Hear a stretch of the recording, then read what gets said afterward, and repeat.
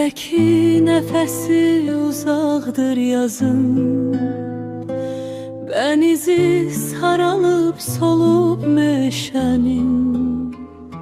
Yarpaqdan ta çörmür hele ağaclar, külək saçlarını yolup meşenin.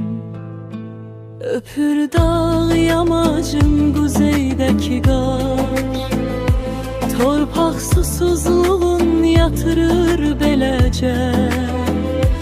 Tutub qış yuxusu kolu çəməni, baharın gəlişi uzaqdır hələ. Axır aram-aramda çayı yenə, yuyur yanağını qayanın daşı.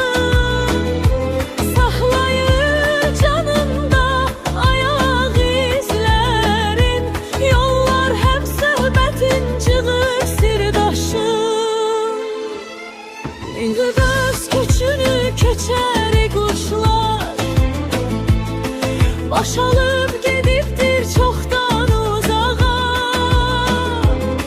Bircə sərçəlarla qara toyuqlar, baş əymiş şaxtaya qışa sazağa.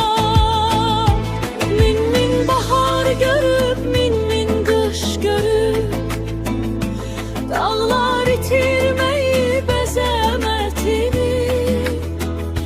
Sən ona könül ver, bağlan ürəkdən, əsirgəmə